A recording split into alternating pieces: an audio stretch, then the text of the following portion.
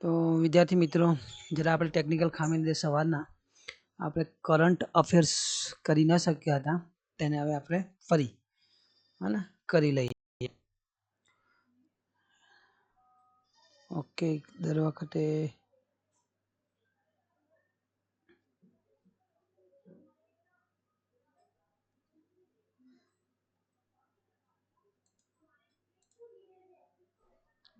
Okay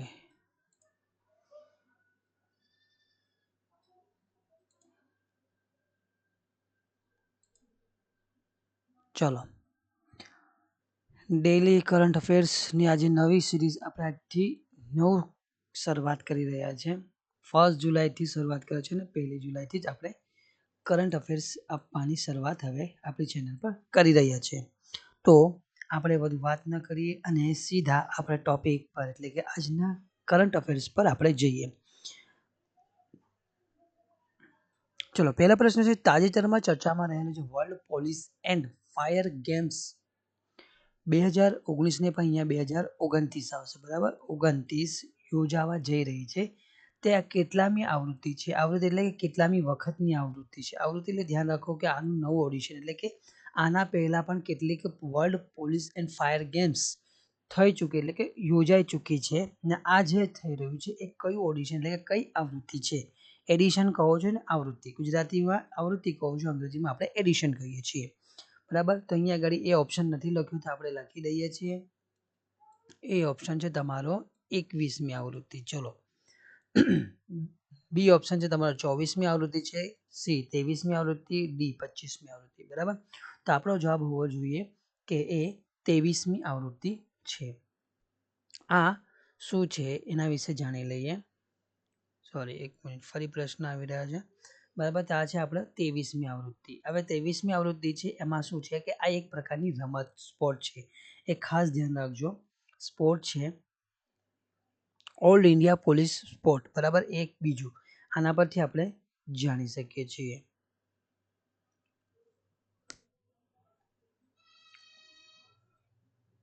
એક minute, હા, કશું ઓકે, બરાબર. ત્યાંનો સિમ્બોલ છે આ ઓલ ઇન્ડિયા પોલીસ સ્પોર્ટ્સ, જે આખા ભારતની જે પોલીસ છે એની સ્પોર્ટનો વિભાગ છે. બીજું કે આમાં વર્લ્ડ પોલીસ ફાયર ગેમ્સ છે, બરાબર. આ એક ત્રીજો સિમ્બોલ છે, આ જે તમારો ત્રીજો સિમ્બોલ, બરાબર. એમાં છે ઓલ ઇન્ડિયા ફાયર સર્વિસ, બરાબર. અને સ્પોર્ટ કંટ્રોલ બોર્ડ, આ એક બોર્ડ દ્વારા જેનું નિયમન કરવામાં આવે છે.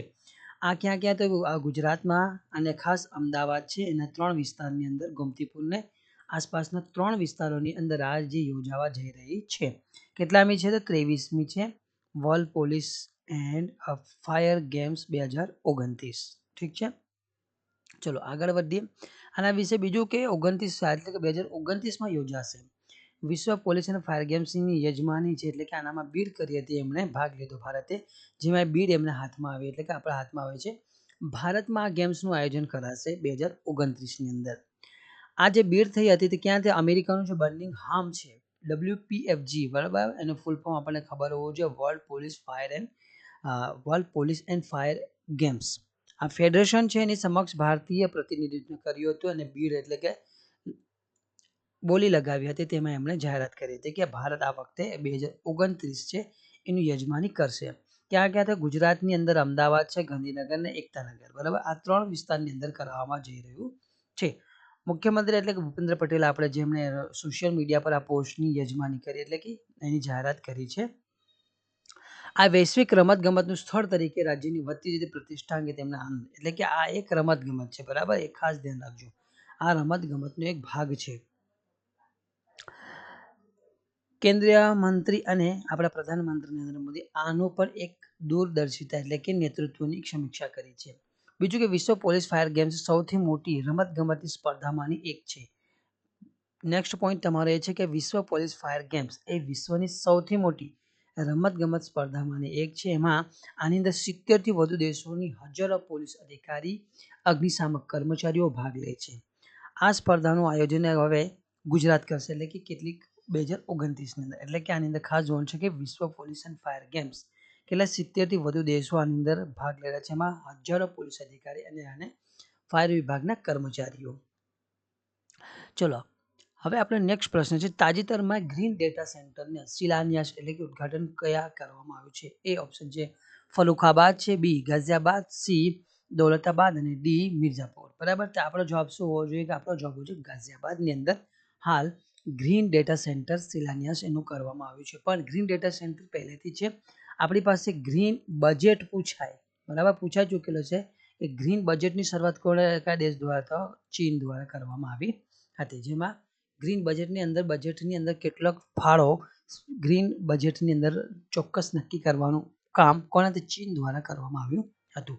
ચલો એના વિશે પણ થોડીક માહિતી આપણી પાસે હોવી જોઈએ કે આ છે ભારતમાં ગ્રીન ડેટા સેન્ટર, બરાબર, એ શા માટે? તો પર્યાવરણ અનુકૂલન સાધવા માટેનું આ ડેટા સેન્ટર છે.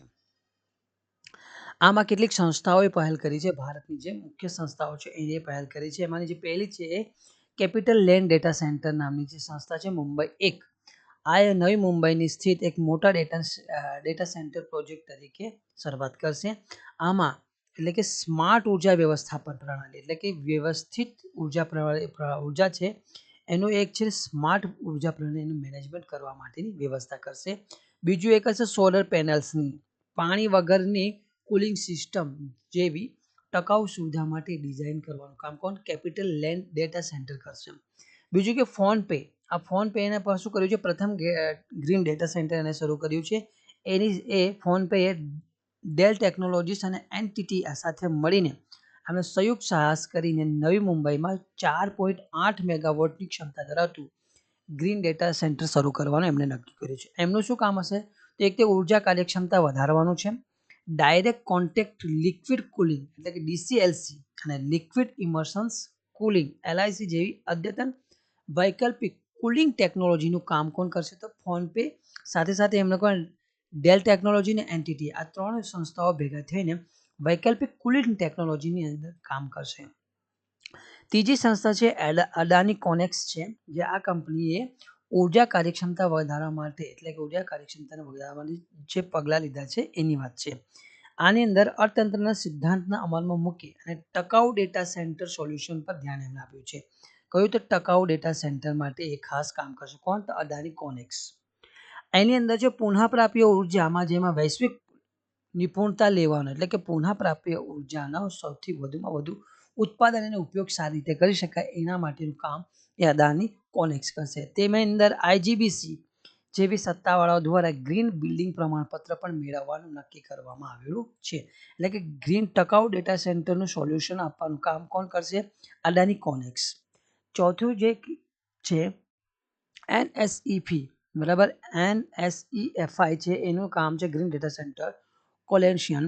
આ પહેલા ભારતમાં ડેટા સેન્ટરના ડીકાર્બનાઇઝેશનને શું વેગ એટલે કે ગતિ આપવા માટે આ સમર્પિત હશે. કયું? એનએસઈએફઆઈ ગ્રીન ડેટા સેન્ટર કોલેન્શિયન, જેમાં ઉદ્યોગોના હિસ્સેદારોને ગ્રીન જે નીતિ છે ગ્રીન ટેકનોલોજી એટલે ગ્રીન ડેટાને લગતી જેટલી પણ નીતિઓ બનાવવામાં આવશે, પુનઃપ્રાપ્ય ઉર્જાનું જે સોલ્યુશન છે એને પ્રોત્સાહન આપવાનું કામ એનું હશે. પછી સૈફી ટેકનોલોજીસ છે, એ સૈફી ગ્રીન ડેટા સેન્ટરમાં નોંધપાત્ર રોકાણ કરશે. કયું? ગ્રીન ડેટા આ ટેકનોલોજી, જેમાં સોલર છે, પવન ઉર્જા અને પુનઃપ્રાપ્ય ઉર્જાના સ્ત્રોતોનો ઉપયોગ કરવામાં આવશે. એટલે કે સૌથી વધારે સોલર અને પવન ઉર્જા દ્વારા પુનઃપ્રાપ્ય ઉર્જાનો સૌથી વધારે ઉપયોગ કાર્યક્ષમ અને ટકાઉપણે અને સારું વ્યવસ્થાપન માટેનું કાર્ય હશે.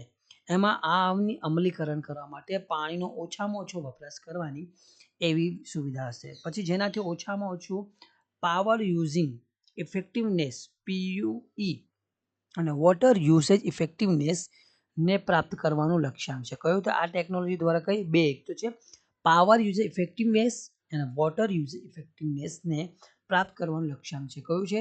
તો સોલર દ્વારા સોલર અને પવન ઉર્જા, પુનઃપ્રાપ્ય ઉર્જા અને બિન પુનઃપ્રાપ્ય ઉર્જાના સ્ત્રોતોને બદલી તેમને શું કર્યું છે? કાર્બન ફૂટપ્રિન્ટને 50% સુધી ઘટાડવાનું લક્ષ્યાંક પણ રાખ્યું છે. એટલે એનો જે સૌથી વધારે જે ડેટા ક્ષેત્રમાં રોકાણ કર્યું છે એમાં પાવર અને પાણીનો ઓછો વપરાશ બે, બીજું પ્રાપ્ય એટલે કે પુનઃપ્રાપ્ય અને પુનઃ અપ્રાપ્ય ઉર્જાના સ્ત્રોતો છે એમના પણ જે કાર્બન ફૂટપ્રિન્ટ છે એમાં 50% સુધીનો ઘટાડો કરવાનું લક્ષ્યાંકો છે સેફી ટેકનોલોજીનું છે. પછી એક બીજી સંસ્થા છે કટરલ્સ ડેટા સેન્ટર.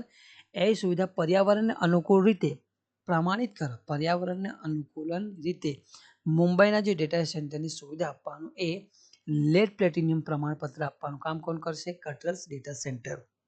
મહારાષ્ટ્રની સરકારે પણ આમાં એક પહેલ શરૂ કરી છે, એ છે ડેટા સેન્ટર ક્ષેત્રે પર્યાવરણ અનુકૂલન પદ્ધતિને પ્રોત્સાહન આપવાનું, જેમાં 3 green integrated data centre park સ્થાપવાની યોજના છે અને મુખ્ય ડેટા સેન્ટર પ્રવૃત્તિમાં 100% ગ્રીન એનર્જીનો ઉપયોગ કરવામાં આવશે. ખાસ મહારાષ્ટ્ર સરકારની જે પહેલ છે એમાં 3 green integrated data centre park સ્થાપશે. સાથે સાથે આ ડેટા સેન્ટરની જે પ્રવૃત્તિ છે એ કેવી 100% ગ્રીન એનર્જીને આધારિત જ હોવી રહેશે, એમની પહેલ છે. બરાબર. હવે નેક્સ્ટ, આ સુવિધાઓ શું છે? જો આનાથી બીજું એક તો ઉર્જાની કાર્યક્ષમતામાં વધારો થશે, ઉર્જા વ્યવસ્થાપન પ્રણાલી સુધરશે, ઉર્જા કાર્યક્ષમતા કુલિંગ ટેકનોલોજીમાં નવો વિકાસ થશે, લિક્વિડ કુલિંગ અને ઓછો પાવર એટલે કે પાવરની વપરાશનો ઘટાડો, પુનઃપ્રાપ્ય ઉર્જાનું એકીકરણ કરવામાં આવશે એટલે કે વધુમાં વધુ પુનઃપ્રાપ્ય ઉર્જાનો ઉપયોગ કરવામાં આવશે, જેમાં ગ્રીન ડેટા સેન્ટર મુખ્ય તરીકે ઘટક બનાવશે, જેની અંદર કાર્બન ફૂટપ્રિન્ટ કેટલા ટકા આપણે કરી ગયા છે? 50% સુધીનો ઘટાડો કરવાનો અંદાજ લક્ષ્ય છે. ટકાઉ ડિઝાઇન અને નિર્માણ કરવામાં આવશે એટલે કે ટકાઉ સિદ્ધાંત અને ગ્રીન બિલ્ડિંગના ધોરણોને પણ કઈ રીતે ટકાઉપણું અને નિર્માણાધીન કયું? તો ગ્રીન ડેટા છે એની આધારે એટલે કે ગ્રીન એનર્જીના આધારે. પાણીની કાર્યક્ષમતા એટલે પાણી વગરની કુલિંગ સિસ્ટમનો ઉપયોગ, પાણીનો ઓછો વપરાશ અને ગ્રીન ડેટા સેન્ટરના મહત્વપૂર્ણ પાસા ગણવામાં આવે છે. આ પહેલ અને પદ્ધતિમાં જો ભારતના વિકાસશીલ ડેટા સેન્ટર માર્કેટની વાત કરીએ તો એમાં ટકાઉપણું આવશે અને ચોક્કસતા આવશે. એક તો ગ્રીન ડેટા સેન્ટર પર ધ્યાન કેન્દ્રિત કરવાનું મુખ્ય કારણ છે 2070 સુધી કાર્બનમાં જે તટસ્થતા અને લક્ષ્યાંકને હાંસલ કરવાનું મહત્વનું છે. તો કાર્બનની જે ફૂટપ્રિન્ટ છે એને આપણે 50% ઘટાડવાનું છે એટલે તટસ્થતા લાવવાનું છે એ લક્ષ્યાંક છે. ક્યાં સુધી? તો 2070 સુધી. ચલો ત્યાર પછીની વાત કરી લઈએ.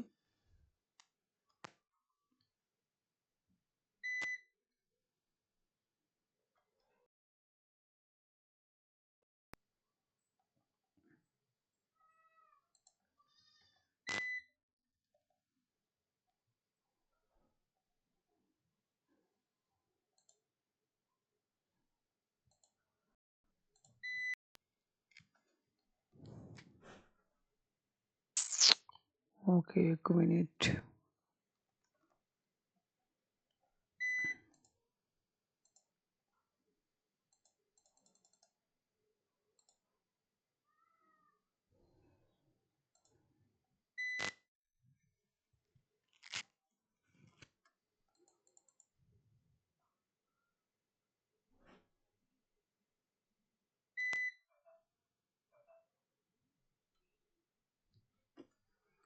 Okay, 2 minute, 1 minute.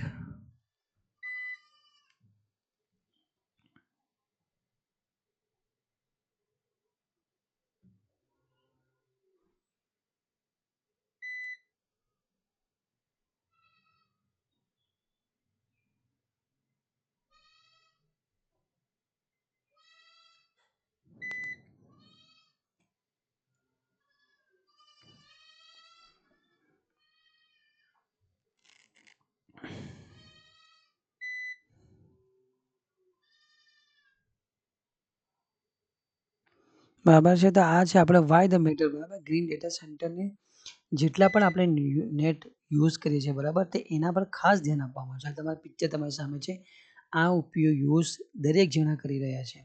બરાબર. What benefit? તો એમાં છે 40% એનર્જી ઓછી વપરાય એનું લક્ષ્યાંક રાખવામાં આવ્યું છે.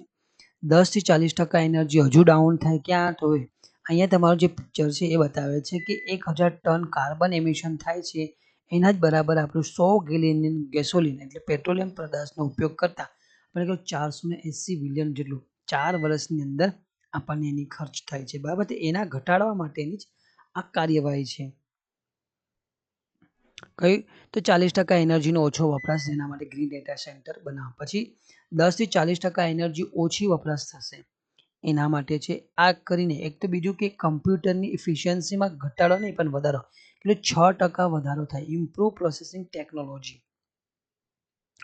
પછી છે અપ ટુ એટલે કે 99 થી 95% સુધી ઇનોવેશન કુલિંગ ટેકનોલોજી. આની અંદર કેટલું તો 95%ની આપણે કહીએ તો કુલિંગ સિસ્ટમ, પાણીનો ઓછો વપરાશ એવી કુલિંગ સિસ્ટમમાં ઇનોવેશન કરવા માટેની ઝડપ વધારવા માટેની છે. બીજું કે 60% કુલિંગ કોસ્ટ ઓછો કરવા માટે, જેથી કે આ ગરમીની અંદર કુલિંગ સિસ્ટમમાં જ વપરાશ વધુ થાય છે એને 60% સુધી ઘટાડવાનું લક્ષ્યાંક છે. આ આપણે અહીંયા આગળ એક લીધું છે ગ્રીન ડેટા સેન્ટરની અંદર.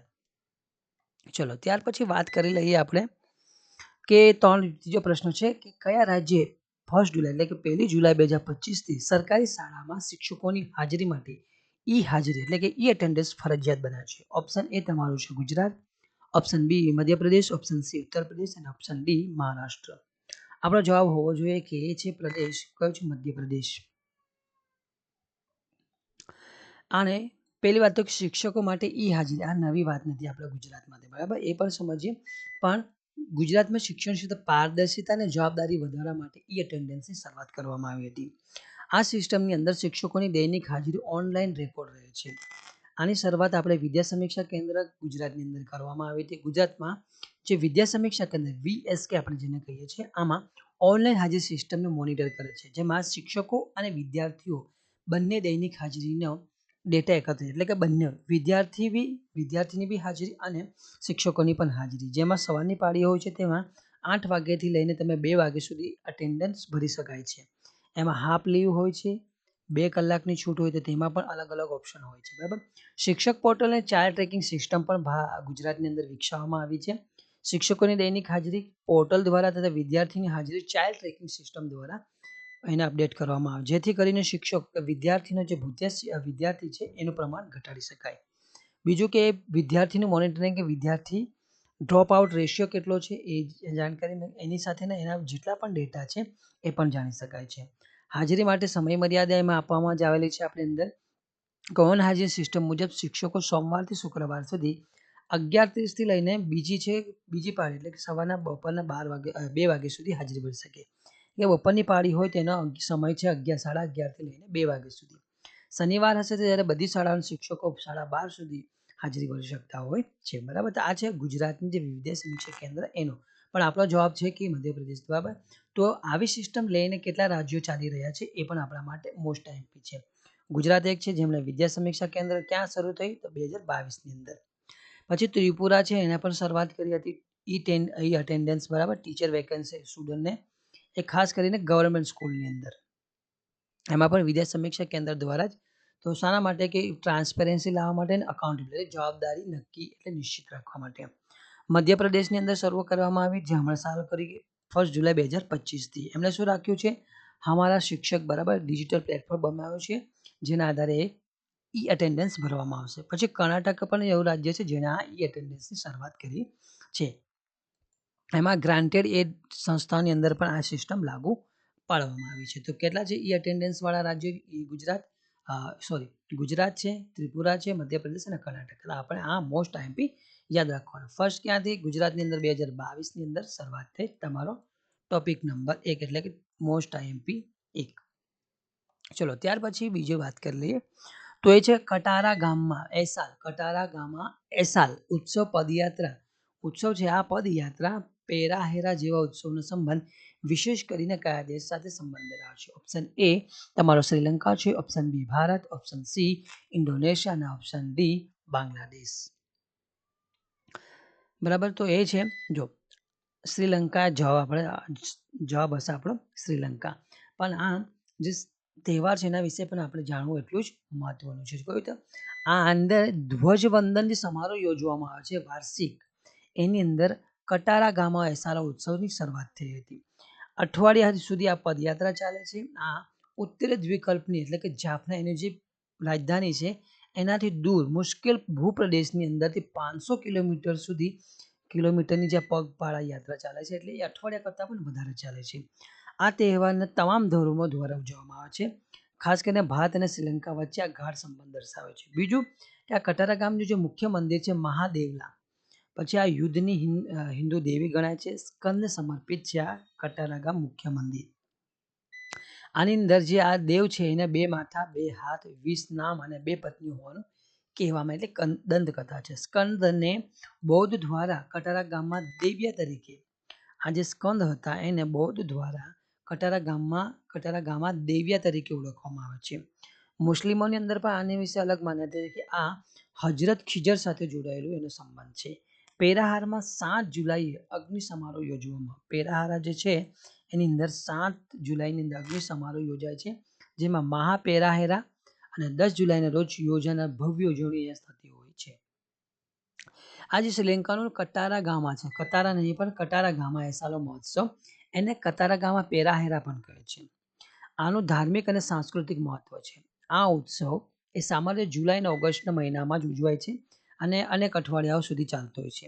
વિવિધ ધર્મના લોકો જેમાં કે હિન્દુ, બૌદ્ધ અને મુસ્લિમ, આ ત્રણેયનો એક ઉત્સવ ગણવામાં આવે છે. કઈ સદભાવના પર ભાર મૂકતો. આના ઉદ્દેશ્ય ખાસ જોઈને તો મુખ્ય પાસા છે કતારા ગામમાં દેવ્યા એટલે કે મુર્ગનની પૂજા થતી હોય છે, જેને આપણે સ્કંદ અથવા મુર્ગન તરીકે ઓળખીએ છીએ. આની અંદર મુર્ગન એ હિન્દુ અને બૌદ્ધ બંને દ્વારા પૂજવામાં આવે છે. પદયાત્રા કાઢવામાં આવે છે, જે પગપાળા હોય છે, લાંબી યાત્રા કે જે 500 કિલોમીટર સુધી હોય છે. પેરાહારાની જે શોભાયાત્રા છે આકર્ષણ જન્માવે છે. એમાં સજાવેલા હાથી, પરંપરાગત નર્તકો, ઢોલ વાદક અને ભક્તો સાથે જોડાતા હોય છે. ખાસ કરીને અગ્નિ પ્રવેશની જે એક્ટિવિટી એટલે કાર્યક્રમ હોય છે અને જળ કાપણી હોય છે, વોટર કટિંગ. આ ઉત્સવ અગ્નિ પર ચાલવાની વિધિ અને મણિકગંગા નદીમાં જળ કાપણીની વિધિમાં સામેલ હોય છે. બરાબર, તો આ એક મહત્વનો ઉત્સવ છે. એના વિશે નોંધ જોઈએ તો આ એક છે કતારા ગામા એસાલા મહોત્સવ અને કેન્ડી એસાલા પેરાહાર. આ 2 ઉત્સવો છે જે 2 અલગ અલગ છે. અને કતારા ગામા એ શું છે, ઉત્સવને સમર્પિત છે. કેન્ડી એસાલા પેરાહાર છે ભગવાન બુદ્ધના દાંતના અવશેષોની પૂજા કરવામાં આવે છે, એટલે એને અલગ મહત્વ છે. ધાર્મિક સદભાવનાની લાગણી લઈને ચાલે છે, એટલે શ્રીલંકામાં ધાર્મિક સદભાવ અને વિવિધતાનું ઉદાહરણ આ બંને તહેવારો ગણવામાં આવે છે. નેક્સ્ટ પ્રશ્નની વાત કરી લઈએ તો આપણે છે હાલ કર્ણાટકમાં રમાઈ રહેલી 78મી સિનિયર નેશનલ એક્વેટિક ચેમ્પિયનશિપ 2025 એ કઈ રમત સાથે સંકળાયેલ છે?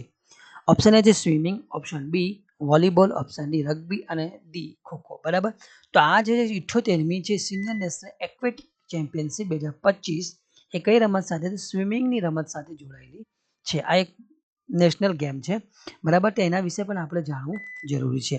તો એના વિશે પણ થોડીક માહિતી લઈજો. 78મી નેશનલ આ સિનિયર નેશનલ એક્વેટિક ચેમ્પિયનશિપનું આયોજન 22 થી 26 જૂન 2025 દરમિયાન ઓડિશાના ભુવનેશ્વર ખાતે થઈ હતી. એક્વેટિક કોમ્પ્લેક્સની અંદર કલિંગ સ્ટેડિયમની અંદર આયોજન કરવામાં આવ્યું હતું. સ્વિમિંગ છે. બરાબર, હવે આયોજક કોણ છે તો swimming federation of India SFI. બરાબર, એના હેઠળ ઓડિશા રાજ્યનું સ્વિમિંગ એસોસિએશન દ્વારા એનું આયોજન હતા. સ્પર્ધાઓની વાત કરીએ તો આમાં પુરુષ અને મહિલા બંને હોય છે. સ્વિમિંગ ઇવેન્ટ્સ યોજવામાં આવે છે, જેની અંદર free style, back style, breast stroke, butterfly stroke અને ઇન્ડિવિજ્યુઅલ મેડલનો સમાવેશ થાય છે.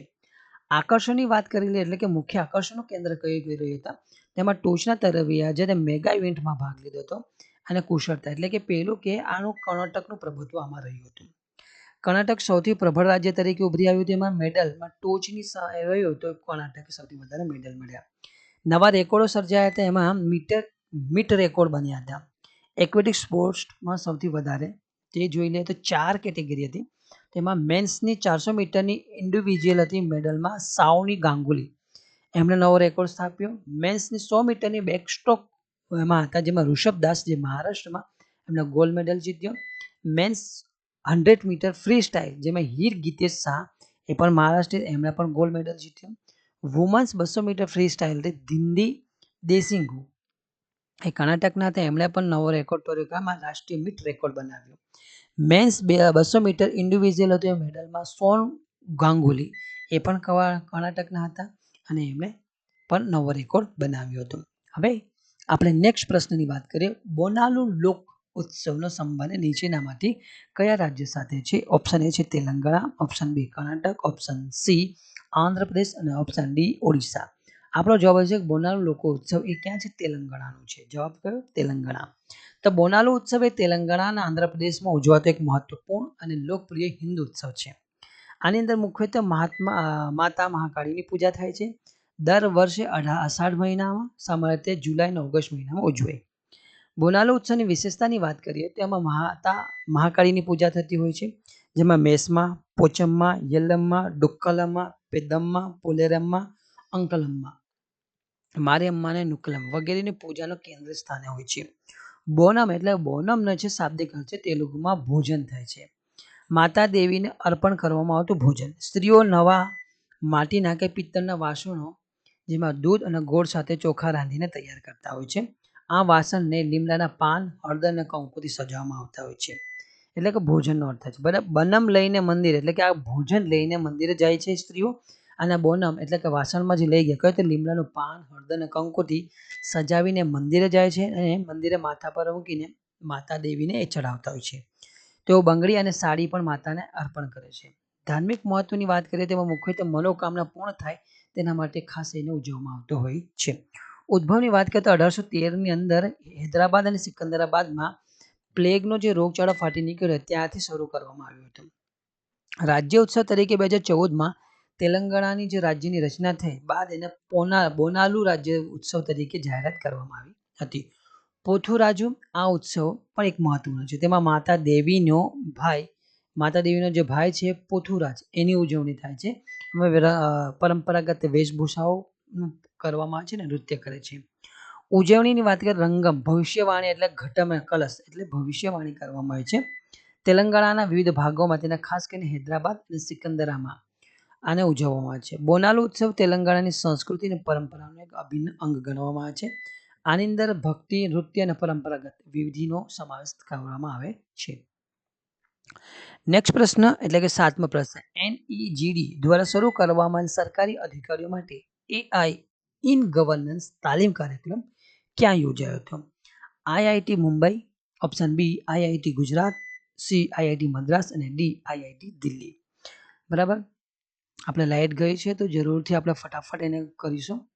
બરાબર. દિલ્હી આવશે, IIT દિલ્હી. આ NEGD છે શું? એનો અર્થ જોઈએ તો આ છે નેશનલ ઈ ગવર્નન્સ ડિવિઝન, જે ભારત સરકાર દ્વારા બનાવવામાં આવ્યું છે. નેશનલ ઈ ગવર્નન્સ ડિવિઝન આ ડિજિટલ ઇન્ડિયા કોર્પોરેશન હેઠળ એનું કાર્ય થાય છે. ઇલેક્ટ્રિક ઇન્ફોર્મેશન ટેકનોલોજી મંત્રાલય એને ઓન કરે છે. એટલે કે ઇલેક્ટ્રોનિક ઇન્ફોર્મેશન ટેકનોલોજી દ્વારા એને બનાવવામાં, એટલે કે એનો જે એક ડિજિટલ ઇન્ડિયા કોર્પોરેશન હેઠળ એને ચલાવવામાં આવે છે નેશનલ ઈ ગવર્નન્સ ડિવિઝન. આને એક સ્વતંત્ર બિઝનેસ ડિવિઝન તરીકે પણ ઓળખવામાં આવે છે. તેનો ઉદ્દેશ્ય છે ડિજિટલ ઇન્ડિયાના કાર્યક્રમને વિવિધ પાસાઓને આગળ વધારવું, જેમાં ઈ ગવર્નન્સ પ્રોજેક્ટનું વ્યવસ્થાપન છે અને અમલીકરણ. કેન્દ્રીય અને રાજ્ય સ્તરના જે મંત્રાલય કે વિભાગો છે એમાં તકનીકી અને સલાહકારી સહાય આપવાની છે. સરકારી સંસ્થાઓનો સમન્વય, બધી સંસ્થાઓનો સમન્વય કરવાનું કામ કરે છે. આની અંદર જોઈએ તો NED ડિજીલોકર પણ આવે છે. NED ડિજીલોકર છે, ઉમંગ એપ્લિકેશન છે, ઓમન ફોર્જ, API સેતુ છે, માય સ્કીમ છે, ઇન્ડિયા સ્ટોક ગ્લોબલ અને મેરી પહેચાન જેવી રાષ્ટ્રીય જાહેર ડિજિટલ પ્લેટફોર્મનું સંચાલન આના દ્વારા કરવામાં આવે છે. એના કાર્યની વાત કરી લઈએ તો ડિજિટલ ઇન્ડિયા કાર્યક્રમ હેઠળ ઈ ગવર્નન્સ પ્રોજેક્ટનું વ્યવસ્થાપન જે આપણે પહેલા કરી ગયા છે તે. આમાં જાગૃતિ લાવવું અને લોકો સુધી સંચારવું, વ્યક્તિ ક્ષમતાનું નિર્માણ, તકનીકી સલાહ અને સહાય આપવાની કામ છે. હવે આ પિક્ચર દ્વારા કે આ એની નેશનલ ઈ ગવર્નન્સ ડિવિઝન છે. એની અંદર આ જેટલા એના કાર્યક્રમ છે આ બધા કાર્યક્રમની એ શું સહાયતા કરે છે, જેમાં મેરા પરિચય છે, માય સ્કીમ છે, ઓપન ફોગ છે, ઉમંગ છે, UX4G છે, API સેતુ, ડિજીલોકર, એન્ટિટી લોકર છે અને ઇન્ડસ. બરાબર. તો આ એક વસ્તુ છે, તો આ ખાસ મહત્વનું છે, જાણી લો. ચલો ત્યાર પછીની વાત કરી લે. નેક્સ્ટ પ્રશ્ન છે 8મો છે. તાજેતરમાં SCO સંરક્ષણ મંત્રીઓની જે બેઠક થઈ તે કયા દેશ દ્વારા એનું આયોજન કરવામાં આવ્યું? ઓપ્શન એ ચીન, option B Maldives, option C Bharat અને ઓપ્શન ડી જાપાન. આપણો જવાબ હોવો જોઈએ કે ચીન. બરાબર. આ SCO નું સંગઠન છે, શાંઘાઈ કોર્પોરેશન કહીએ છીએ, જે ક્યાં છે? ચીનની બેઇજિંગની અંદર છે. તો આપણે એના વિશે પણ થોડીક માહિતી જાણીએ. Shanghai corporation organisation full form છે. યુરેશિયા રાજકીય આર્થિક યુરેશિયન છે રાજકીય આર્થિક અને આંતરરાષ્ટ્રીય સુરક્ષા અને સંગઠનનું કામ છે. સ્થાપના એની 2001માં થઈ. સ્થાપક દેશમાં વાત કરીએ ચીન, કઝાકિસ્તાન, કિર્ગિસ્તાન, રશિયા, ઉઝબેકિસ્તાન, તજાકિસ્તાન આનો સમાવેશ થાય છે. ભારત, પાકિસ્તાન, ઈરાન અને બેલારુસ જેવા એના સભ્ય દેશ તરીકે હમણાં વિસ્તૃત સભ્ય બન્યા છે. યુરોપિયન એટલે કે યુરેશિયન ભૂમિઓમાં મોટા ભાગે એને આવરી લેવાનો પ્રયત્ન કર્યો છે. આ ખાસ યાદ રાખજો, યુરેશિયન રાજકીય આર્થિક આંતરરાષ્ટ્રીય સુરક્ષા અને સંરક્ષણ સંગઠન માટે છે. વિશ્વ વસ્તીની જીડીપી અને નોંધપાત્ર ભાગ આ પ્રતિનિધિત્વ એટલે કે આ જેટલા છે એ કે વિશ્વ વસ્તી અને જીડીપીના નોંધપાત્ર ભાગ તરીકે ભૂમિકા ભજવે છે. એસસીઓ જે સભ્ય દેશો વચ્ચે પરસ્પર વિશ્વાસ અને પડોશી ભાવને મજબૂત બનાવવા, રાજકારણ, વેપાર, સુરક્ષા અને સંસ્કૃતિ જેવા ક્ષેત્રીય અસરકારક સહયોગને પ્રોત્સાહન આપવા તથા આતંકવાદ, ઉગ્રવાદ અને અલગાવવાદને પ્રાદેશિક જોખમો પર સંબંધ ખાસ ધ્યાન કેન્દ્રિત કરવા માટે બનાવવામાં આવ્યું. તેનો હેતુ હતો લોકશાહી, સમાન, તર્કસંગત આંતરરાષ્ટ્રીય રાજકીય અને આર્થિક વ્યવસ્થાની સ્થાપનામાં યોગદાન આપવાનું હતું. આમાં 2 કાયમી સંસ્થાઓ છે. બેઇજિંગમાં જે છે એ એક તો સચિવાલય છે બેઇજિંગમાં, બરાબર. 2 કાયમી સંસ્થાઓ જેનું સચિવાલય છે બેઇજિંગ ચીનમાં છે. ઉઝબેકિસ્તાન તાશ્કંદમાં પ્રાદેશિક આતંકવાદી વિરોધી માળખું એટલે કે રાટસાનું પણ અહીંયા આગળ સમાવેશ થાય છે. તેનું ક્યાં છે તો એનું સચિવાલય એટલે કે કેન્દ્ર ક્યાં ઉઝબેકિસ્તાનના તાશ્કંદની અંદર છે.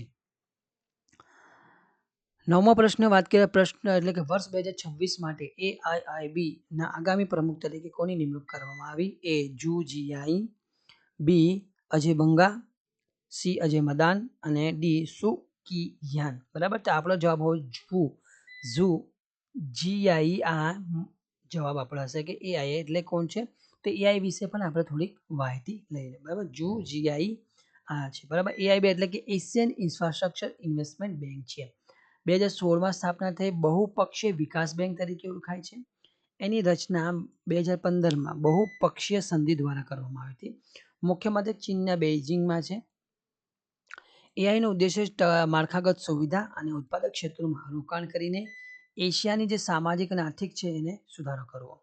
પ્રાથમિક ધ્યાન જોઈએ તો એનો ખાસ મુખ્ય ધ્યાન છે એશિયા પેસિફિક ક્ષેત્રની અંદર માળખાગત પ્રોજેક્ટોમાં ધિરાણ કરવાનું એનું લક્ષ્ય છે.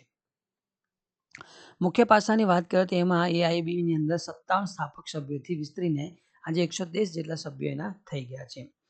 માળખાગત રોકાણની અંદર ટકાઉ આર્થિક વિકાસ, પ્રાદેશિક જોડાણને પ્રોત્સાહન આપવું, પ્રાદેશિક ભાગીદારીને પ્રોત્સાહન અને મજબૂત બનાવવું. આનું જે ભંડોળ છે એ યુએસડી એટલે કે $100 બિલિયન થી અધિકૃત મૂડી છે એની પાસે. વિશ્વ બેંક અને આંતરરાષ્ટ્રીય નાણાકીય ભંડોળ જેવી સ્થાપિત પશ્ચિમી નેતૃત્વવાળી સંસ્થાઓનો સંભવિત વિકલ્પ તરીકે અને હરીફ તરીકે આની શરૂઆત કરવામાં આવી હતી. ચીન સાથે જોઈએ તો ચીન સાથે એ બી રચના મુખ્ય ભૂમિકા ભજવી હતી. તે સૌથી મોટો શેરધારક ગણવામાં આવે છે. ભારત અને એઆઈબીની વાત કરીએ તો એ ભારત એક સંસ્થાપક સભ્ય છે અને માળખાગત પ્રોજેક્ટ માટે એઆઈઆઈબીના ધિરાણમાં મુખ્ય પ્રાપ્તકર્તા પણ તે જ ભારત છે. બરાબર, આની અંદર જોવાનું છે એક તો કયું છે તો પશ્ચિમી જે વર્લ્ડ બેંક છે એના હરીફ તરીકે કે વિકલ્પ તરીકે આની પસંદગી થઈ હતી. ચીન પણ એમાં મુખ્ય ભૂમિકા ભજવી હતી અને મુખ્ય શેરધારક તરીકે છે અને સંસ્થાપક તરીકે ભારત એનો મહત્વનો દેશ છે. બરાબર, ચલો હવે આગળ લાસ્ટ આપશો એમસીક્યુ છે 10મો. દર વર્ષે એમએસએમઈ ક્યારે એટલે કે દિવસ ક્યારે ઉજવવામાં આવે છે? 21 જૂન, 22 જૂન, સી 27 જૂન અને ડી 28 જૂન. બરાબર, તો આપણો જવાબ છે 27 જૂન દર વર્ષે એમએસએમઈ દિવસ તરીકે ઉજવવામાં આવે છે. થીમની વાત કરીએ તો ટકાઉ વૃદ્ધિ અને નવીનતાનો વિકાસ. એમએસએમઈની ભૂમિકા વધારવી છે એ એનો થીમ છે. નાના અને મધ્યમ ઉદ્યોગોના આર્થિક વિકાસ, રોજગારી સર્જન કરવું અને ટિકાઉ વિકાસનું જે લક્ષ્ય છે એને હાંસલ કરવું. યુનાઇટેડ નેશન્સે પણ 27 જૂનને આંતરરાષ્ટ્રીય એમએસએમઈ દિવસ તરીકે જાહેર કર્યું છે, જેમાં નાના અને મધ્યમ ઉદ્યોગોને વૈશ્વિક સ્તરે મહત્વ સ્વીકાર થાય એ એનો ઉદ્દેશ્ય છે. ભારતની અંદર એસએમઈ ફોરમ પણ બનાવવામાં આવ્યું છે જે 2025માં આંતરરાષ્ટ્રીય એમએસએમઈ દિવસનું આયોજન કરવા જઈ રહ્યું છે. આની પણ થીમ બનાવવામાં આવે છે એમએસએમઈ માટે વ્યવસાય ઔદ્યોગિક સાહસિકોને જોડવા. આ એની થીમ છે. કયું? તો આ જે ભારત એની બનાવવા આયોજન કર્યું છે એની થીમ છે. અને પેલી ઉપરની થીમ છે ટકાઉ વૃદ્ધિ અને નવીનતાના ડ્રીવન તરીકે એમએસએમઈની ભૂમિકા વધારવી. એ ખાસ કઈ છે? ઇન્ટરનેશનલ. બરાબર, આ ઇવેન્ટમાં એમએસએમઈઝને આંતરરાષ્ટ્રીય સ્તરે વૃદ્ધિ માટે જરૂરી સંસાધન સાથે જોડવું અને એમએસએમઈ ઇકોસિસ્ટમને મજબૂત બનાવવા માટે ધ્યાન કેન્દ્રિત કરવાનું લક્ષ્ય છે. આ હતા આપણા અગત્યના કરંટ અફેર્સ. બરાબર લાઇટ ગઈ હતી એટલે આપણે એની સ્પીડમાં ચલાવ્યું છે. તો જરૂરથી તમને વિડીયો ગમ્યો હોય તો લાઇક કરવાનું છે, ચેનલને લાઇક કરશો, ચેનલને તમારે સબસ્ક્રાઈબ કરવાનું, વિડીયોને લાઇક કરવાનું છે અને વધુ લોકોને શેર કરવાનું છે. ત્યાં સુધી લઈએ રજા. હવે ફરી મળીશું. ત્યાં સુધી લઈએ રજા.